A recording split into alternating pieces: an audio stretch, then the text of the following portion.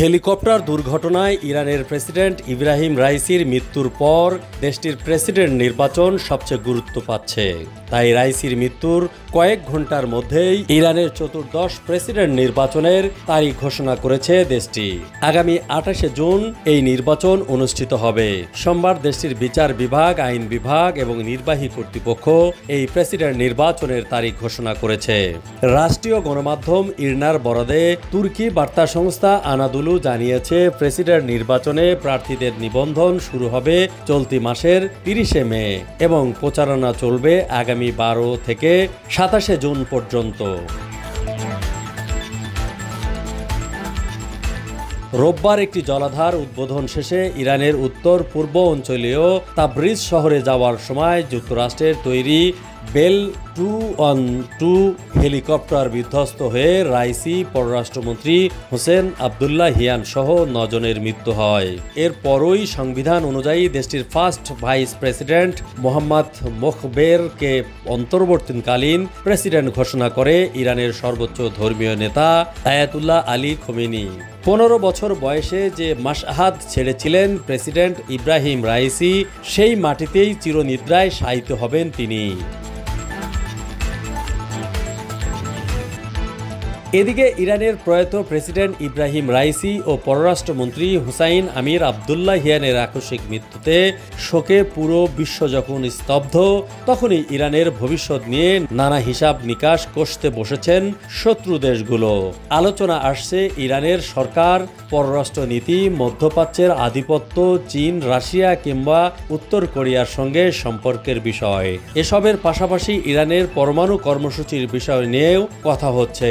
রাইসির মৃত্যুতে পরমাণু শক্তিধর রাষ্ট্র হওয়া যে স্বপ্ন ইরান এতদিন দেখে আসছে তা মুখ থুবড়ে পড়বে নাকি সব বাধা পেছনে ফেলে শত্রুর চোখে চোখ রাঙিয়ে এগিয়ে যাবে তেহরান, এই প্রশ্ন বড় হয়ে দেখা দিয়েছে। শীর্ষ নেতাদের মৃত্যুর খবর সামনে আসতেই ইরানের ভবিষ্যৎ নিয়ে বেশ কজন বিশেষজ্ঞর সঙ্গে কথা বলেছে ইসরায়েলি সংবাদ মাধ্যম জেরুজালেম পোস্ট। বিশেষজ্ঞদের বরাদে সংবাদ মাধ্যমটি বলেছে, রাইসি ও হুসাইন আমির আবদুল্লাহিয়ানের মৃত্যুতে যারা ভাবছেন ইরান সরকারের পতন কিংবা সরকার বদলে যাবে, তাদের আশাহত হতে হবে। তারা দুজন মারা গেলেও শিয়া প্রধান দেশটিতে এমন কিছুই পরিবর্তন হবে না। রাইসম্যান বিশ্ববিদ্যালয়ের ইরানি প্রভাষক মীর জাভেদানফার বলেছেন, রাইসির মৃত্যুতে ইরানের সরকার পরিবর্তনের কোনো ভূমিকা রাখবে না। যতটা প্রভাব পড়বে তা তাদের দেশের ভেতরেই সীমাবদ্ধ থাকবে। বিশেষজ্ঞরা বলছেন, তাদের মৃত্যু ইসরায়েলের সঙ্গে ইরানের শত্রুতা, ইসরায়েলের সঙ্গে যুদ্ধরত প্রতিরোধ যোদ্ধাদল হামাস ও হিজবুল্লাহর প্রতি ইরানি সমর্থন বা তেহরানের পারমাণবিক অস্ত্র তৈরির ক্ষেত্রে কোনো প্রভাব রাখবে না। ইসরায়েলের সাবেক জাতীয় নিরাপত্তা উপদেষ্টা মেজর জেনারেল ডক্টর ইয়াকভ আমরিদভ বলেন, দিন শেষে সর্বোচ্চ নেতা আয়াতুল্লাহ আলী খামেনি ইরানের নীতি নির্ধারণ করেন। বহু বছর ধরে পরমাণু কর্মসূচি অব্যাহত রেখেছে ইরান, যদিও তাদের দাবি ইরানি পরমাণু কার্যক্রম শান্তিপূর্ণ। এমনকি 2000 দশকের গোড়ার দিকে একটি ফতোয়া জারি করে পারমাণবিক অস্ত্র নির্মাণ ও উন্নয়নকে নিষিদ্ধ করেছিল খামেনি।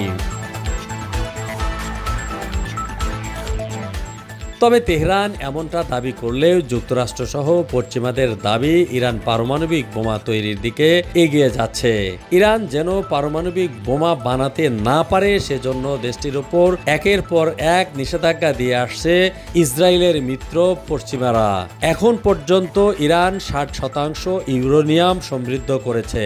পারমাণবিক বোমা তৈরির 90% পর্যন্ত ইউরেনিয়াম সমৃদ্ধ করতে হয়। ইরানের হাতে থাকা ইউরেনিয়াম আরও সমৃদ্ধ হলে তা দিয়ে দুটি তেহরান পারমাণবিক বোমা তৈরি বানাতে পারবে বলে জানিয়েছে আন্তর্জাতিক পারমাণবিক শক্তি সংস্থা IAEA।